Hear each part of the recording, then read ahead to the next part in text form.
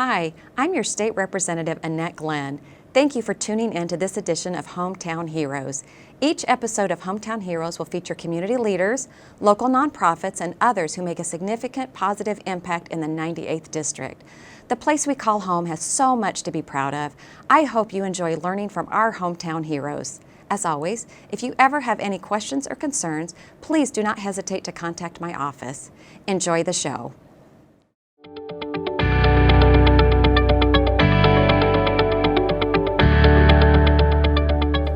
Hello, I'm John Perry, and I'm joined by Representative Annette Glenn for Representative Annette Glenn's Hometown Heroes. Representative, nice to see you. Who is your guest for today? John, it is great to be back, and I am really excited to have Bev here. Bev Wenzel is the Executive Director of The Rock, which is another amazing organization that we have in Midland, but has spread beyond Midland. Welcome, Bev. Thank you, Representative Glenn. I'm excited to be here. Oh, I'm glad you're here. I would love to hear the story of how you ended up as Executive Director of The Rock. And, well, as all stories, sometimes we're further ahead in what we don't know than looking at what we do know. So The Rock first opened as a nonprofit, small organization working with middle school and high school students, and my son started attending there. And he came home one day and he said, "Mom, they're going to close The Rock. You need to do something. You need to save The Rock." Well, I didn't know anything about nonprofits. I didn't know much about teens. I was trying to raise my own and started getting involved a little bit on the fringe. And then all of a sudden, next thing I know, things have evolved into where it was. And that was going on 18 years ago. 18 years. A long time. That's pretty amazing. And as you were talking ahead of time, 15, 16 years ago, I had a group of boys that were playing basketball, and I was bringing other boys with them to play basketball. So that was my first experience with The Rock, was the after-school program where it was a safe place for the kids to come hang out, play basketball, get some help with homework. It's not the same nonprofit it was back then. We've been on this growth trajectory that's been amazing and exciting, and sometimes we're really just not even quite sure how we got here ourselves. But it's true, we started out as an after-school program and predominantly serving kids in one area. We would have some weekend things and some big, like Friday night things. And we knew as we were doing it that there was so much more teens needed. So our focus was on middle school and high school students, and always has been. And so many of the services just kind of stop at the end of 5th grade. You know, once you get out of elementary school, our kids start getting more independent and they start launching. And so we knew there was a big deficit there for them. So probably about 10 years ago, we started creating more intentional programs around helping young people thrive and be successful. So that's the world we've moved into now. We still have an after-school program. We have 3 sites in Midland County, and we have about 300 mostly middle school kids a day. And that's a great program where the kids are... It's a lot of kids. It's a lot of kids. There's a lot of kids. But it's spread out over 3 sites, Jefferson Middle School, Northeast Middle School, and then we're at the Greater Midland Community Center serving Bullet Creek and those middle schools, plus all the high schools. And that goes fantastic. And we've done research around that program and had that program evaluated to make sure it's making a difference in kids' life. So we know all the research says that quality after-school programs really impact our students' overall well-being and achievement and even school attendance. So we know that. But what we decided to do is work in the world of developmental assets. So we'll probably talk a little bit more about those as we go. But we're interested in not just having a hangout place for students, but to have them improve the quality of their life and to build critical skills while they're there. Right. So tell me what it looked like 18 years ago and what it looks like now. So 18 years ago, we probably served, we probably had about 5,000 visits a year. And then we probably served, a couple hundred students. Okay. So same kids. Yeah, a lot of the same really kids. Involved. And it was mostly, like you said, it was the after-school program. Now we have, we still have the after-school program. We call that Grounded, and that's, like I said, predominantly serving Midland County. And then we have big events that we do. So our big events before would be a couple hundred kids. Now our big events are 500 or 600 kids. Wow. But then our focus area has really gone into that actual skill development. So we have a new program called Discover You, It's not new, it's 10 years old, but it's newly branded as Discover You. Okay. And this last year and this year we served over 5,000 students in that program alone. And Isabella, Bay, and Saginaw, and Midland County. And that program is set up to be done in the classrooms. We have great educational partners. And we have coaches and we have curriculum that we've created ourselves. And we go in the classroom and we're usually in there once a week for a semester. And we're going to work with like the same group of kids in the classroom. So it might be first hour social studies, we're in there, and then usually we work with an entire grade. So it might be all the 6th graders or 9th graders or 8th graders, whatever the school wants. And we do these intentional life skill building processes with them. So what do you include in that? Everything Long we list. wished our kids would have had. So from experience. So those early days at the Rock taught us a lot. And it really did start as, wow, this is what I wished I would have either done for my children, or hopefully I did do a little bit for them. But it's skills around growth mindset and building resilience and teamwork and cooperation and leadership skills and character strengths. It's a strengths-based program. Right. And it brings in all the good things that are about the young people, and it helps them figure it out for themselves. The topics there's probably about 40 different topics that are included across the programs. But the high emphasis is on certain things, like there are certain skills in there that we know, good problem solving skills, That's key. good goal setting skills, and not just how to set a goal, but how to actually bring it to life. So principal approaches you and says, we'd like you to come in once a week. It sounds like with 40 weeks, you're going to be there all year. And they're going to say, we would love you to focus on these skills, or is it every year you have a new set? These are the basic foundational skills, and then the next year you build on top of those. So currently we have 4 programs that we're scaling and that are most commonly used. So we have one program called Creating Me, which is used in middle school. So the student's going to go through that one time in middle school for like 18 weeks. Okay. And those are going to be the topics I mentioned, but a lot more around integrity and honesty and building Values-based. community and exactly. The program's actually the social emotional learning requirements that the state had set aside, I think about 2 years ago now. These programs meet all those requirements. Great. So it helps schools to fulfill that expectation, as well as the fact that it's building other things inside there. So the kids are getting along better. It's a good anti-bullying program. Because of a couple things. One is it helps to increase respect for self and others, right? It helps to break down barriers and build community. It helps to build empathy, which is really critical for that. Lifelong implications there, actually. Very much so. And then it also says, so when you look at the bullying issues that we have, which we all know don't end at middle school. Unfortunately. Exactly. So you look at that, and so much of the focus is on the aggressor. Don't do that. And it's on a lot of adults trying to intervene to stop that. Those are all good things, but they're not the only thing. We know that no matter how hard as parents we try, we are not going to protect our children forever. Right.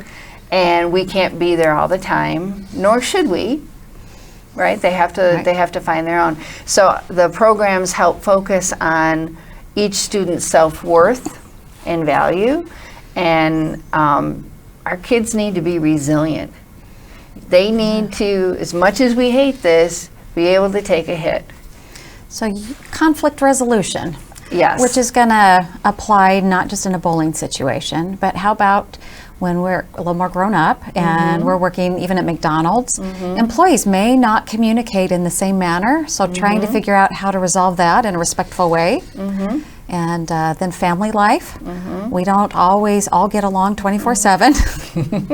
So that sounds like something that would be a life skill that would just, once learned, is going to be applied in lots of ways. Absolutely. So when you think about the 21st century skills that employers want, they're really around these types of ability to work in a community, to problem solve, higher level thinking, right? They're looking for not as much hard job skills because our job requirements are changing so fast. But employers are really, really looking for our young people's ability to adapt and to remain, to be flexible and resilient in a very fast changing world. So to answer your question, I got off on a trail a little while ago. So then we go into a high school program, which is called Forging Futures, and you would generally do that once in high school. And that program is some of the similar stuff. If you take them all, it's even better, right? If you go through all the programs, it's great. If you go through only one, it's good. It's just you gain from that program. So, but Forging Futures does expand on what you've learned in middle school, and it goes even deeper into relationships.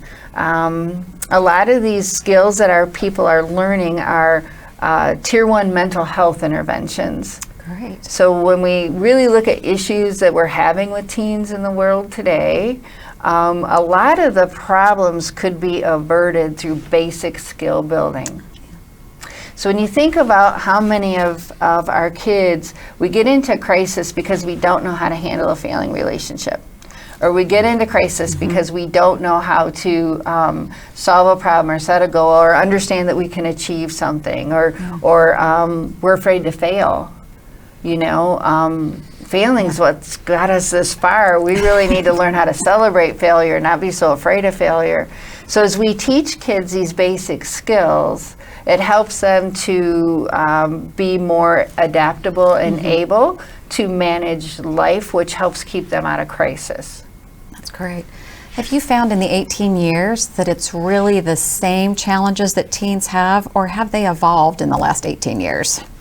I think they've evolved. I think there's core challenges that we had, and that even just raising my kids, we had. But there's a whole new world out there right now with, it's disappointing when everybody beats up on social media, but and technology. And technology. Right, technology in general.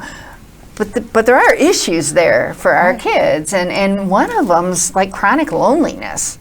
Yes. I mean, we're getting isolated and inside our own world, and you know, it's safer to interact with that machine than it is people. So that becomes, I think that's elevated our issues. I think that we have gotten into this habit of very, very good intending adults. We don't want to see our kids hurt. And we want to ensure their success. So we kind of help smooth that path out for them, right? And we help them solve problems, and we tell them what to do instead of letting them figure out what to do. So we're seeing a decrease in resiliency in our kids. They're not as resilient as they used to be because, you know, safe waters do not make a good sailor. Right. And so it's not, oh, let's have awful things happen to our children. It's not that at all. But it really is. Our kids have to learn to maneuver their own way. And I think, you know, we've kind of headed in a direction that we're maybe stopping that skill from developing. It's that, the parable of the tree. And the tree with the strongest roots is the one that has to live in windy territory because it's got to stabilize at all times. Some of the best advice I got as a mom was to find a mom mentor who you liked her interaction with her children, and it looked like the kids were on good trajectory. So I chose one, more than one depending on the life of my kids. But one of them told me the story of a child who had decided she was not going to go to prom because there was too much drinking. So then this young lady stays home, and she's kind of sad. And the mom said, so I really, really just wanted to throw her a party and make it better. But that maybe was not the best call. Maybe the best call was to let her realize it's okay to be sad when you make a good choice, and you will be happy tomorrow and next month and whatever you were concerned about happening and not being around. But right now in the moment, it's okay if you're a little bit sad. It is okay to and be sad. to just have compassion and share that sadness together and then move on. Yeah. Wise advice. Very wise advice. We're so afraid of that. We're just so afraid. And my kids now are adults and on their own. And I think the greatest thing that I get, the greatest joy now, is knowing that they can take a hit because the world hits them. The world's hard. You know, professionally, the world is hard. And there's so many challenges that you have to face throughout life. And there isn't a magic switch that happens when we get older that helps us do that if we haven't learned and developed those skills along the way. So I think skill building is really a great thing that we can do to serve our kids. So loneliness. Let's go back to loneliness. Okay. All right. What are you working with the kids on to help them deal with loneliness? Sure, that's a great question. So if you look at our out of school time programs, our staff, I'm always very proud of them because they work very hard to make sure that all the young people who are in there are engaged and learning how to create those social relationships. I think one thing we tend to do too is, oh, you need friends, you should go make friends. Okay, well, that's awkward, and I might be rejected, and it's really hard to just go make friends if that's not your natural personality. So it's creating opportunity for friendships to come to life. So a lot of times as adults, we know if we're on like a service project where we're volunteering with people or something happens to cause us to come together.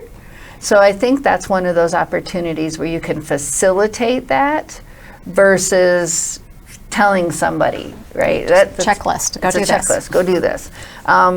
Because all of these skills we're trying to build really do come down to pretty basic steps. You know, there's a pretty basic way to make friends, but we don't teach people how to do that. So that's part of it in that program. In the Discover You program, you really see the fact that you're going in and you're building community. And you're teaching kids, again, how to work together. You're creating those opportunities to do that. You're you're helping young people to evolve themselves to the point where they're comfortable taking a risk. So, you know, I had mentioned, like, we have to make failure okay. A growth mindset, just having our young people realize that I'm going to make mistakes and I can laugh at myself, I can move on, it doesn't define me. And some people tend to be a little more predisposed to avoiding that. Right. Yeah. Right? But especially when we're young, life is really all about risk. Yeah. I mean, okay, that never stops. Everything's new. It's about risk. And it's about learning through the process and being willing to expand. If we're afraid to lose or afraid to look at things differently, then there's so much opportunity that we miss. We don't get to meet new people. We're afraid of people we don't know or who don't look like us. You know, so by helping them to develop those skills, that helps to affect the loneliness thing. But again, it's not, hey, go make friends and don't be lonely. It's, let's look at the skills you need to go out there. Even good problem solving skills. I mean, if you can say, okay, well, what is the problem? Well, I'm not comfortable because of this and this. What can you do to get comfortable? I can do this. And then how can you, what have you done before that's been similar that you've been successful in? Well, how do you apply that to this? So again, it's skill building, it's guiding, it's facilitating, it's not telling and directing. So if we've got parents watching today and their children are not currently at a school that's got one of these programs, how would they get involved and get their children to participate in this great program? Oh, well, that's a good question. It depends on where they're at. So right now we're working on expanding Discover You as far as we can. We're in about 30 different schools in the region. That's great. And we are, as I said, scaling it. So what had happened is we wrote our own. We have great data and great outcomes, so we decided we were going to start replicating it and making it available on a larger scale. So parents who are interested should definitely contact us at The Rock. They can contact their schools and see perhaps if their schools are already looking into it. Okay, great. And at this age, our kids aren't always great at coming home and telling us what they That's did true. in school. That's true. It's a lot of information to share for one day. Yep. So their student might already be in the program and they might not realize it yet. So in which case, parents getting involved and learning more about positive approaches and basic skill building to help them help their young people thrive, they can reinforce those concepts at home. Great. So you've mentioned research a couple of times. I would love to have you share what you found research. Great. So we started out, and I probably shouldn't even admit this, but we just did what we knew was good for kids, right? As I said, what we wanted for our kids. And then an individual come along who's on our board now, Kathy Snyder, and said, do you know what positive psychology is? And I said, no, I've never heard of it. And she said, well, you're doing it. Would you like to know more about it? And so remember, I led in with sometimes it's good you don't know what you don't know. So come to find out, we were paired up pretty much exactly with it. So we started working like with the University of Pennsylvania. We've been a service learning project with them for 3 years and have had a 6-year relationship. And the founder of Positive Psychology, Martin Seligman, that's actually his home base. Okay. So the University of Pennsylvania hosts that. So through these service learning projects, we've been able to have the students come in and that through the university to put the science behind our programs and align it. Now what we do is we actually share that program with adults, different parts of that program through professional development. Great. And on a broader scale in Midland. And there's so much research behind that. So positive psychology is only about 20 years old, which is about as old as the rock is. Yes. And when we aligned with it, we aligned with that and developmental assets, but it was because it's a strengths-based approach. And the idea was not, too much of our society spends a lot of time on what's wrong and what's broke. Yes. So you go to the doctor to get not sick, but that doesn't mean you're healthy. Correct. You might go to therapy to get not sad, but that doesn't mean you're happy. And for some reason, we've learned to settle at this neutral point. Well, if life's not awful, then it's okay. But there's so much more than that. Absolutely. And this north and neutral thing really helps us to struggle well because there are struggles in life. So I think when you hear like positive psychology, a lot of people think, oh, we're just going to walk around and be positive all the time, and you're just telling people to be happy. Well, no, we're teaching them how to have good well-being and happiness. But it's really around those skills that do help us struggle well. And then that's back to that mental health intervention, right? That says the better I can struggle and the more equipped I am to deal with life. That makes sense? Then I can take a hit. I can take a hit and I can get back up and I can accomplish more. There was a Michael Jordan TV commercial that came out when my boys were not that old, and it led with all of his failures. I failed at this many times. I failed at this many times. I missed this shot this many times. And all so I could get here. And it was just, I just thought that was such a strong message that he was willing to lose all of those times. And it didn't even get into the fact that he didn't initially even make his high school basketball team. Exactly. So he could take a hit and then share that message. Passion goes a long way. And helping our young people find their passion and helping them find the things that they really care about, that they really want to, that they're intrinsically motivated for, which makes everyone else's job easier. All right. So you've come from a couple hundred children that you have worked with to thousands and large events. What do you see happening next? I am looking forward to becoming very sustainable in the region to maintain our footprint. We're figuring out how, excuse me, as a society, we've really got to learn how to invest in prevention. And we're in the nonprofit world, and that can be difficult to navigate and maintain good programs when funding can be difficult. So we have a couple goals. One is we want to make sure that we can both maintain our footprint in the Great Lakes Bay region and increase it. So we're working with a couple of different initiatives that are heading us in the same direction, that see the value of the work and want to continue there. We want to reach as many kids as possible because, being in one county or in one region might feel kind of safe, but it's a pretty small world. And our kids grow up and they go other places and they live in other communities.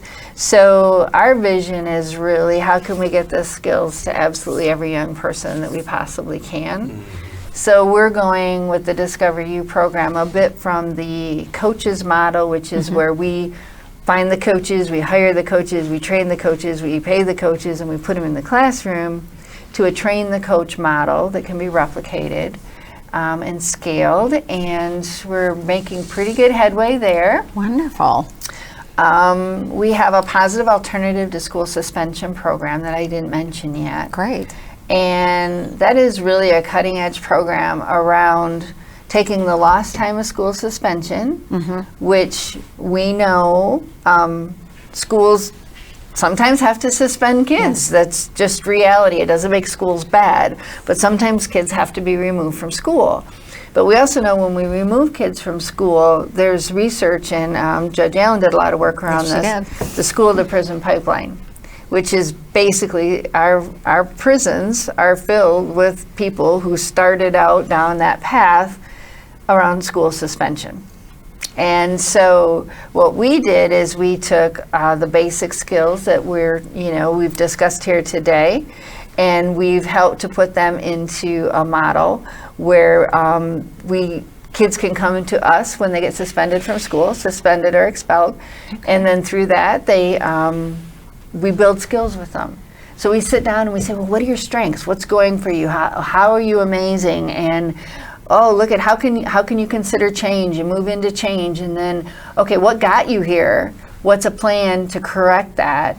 And that also pulls in the state's priorities around restorative justice and restorative practices for education. That's wonderful. So that's become really neat. All right, Bev, what else would you like to share with us?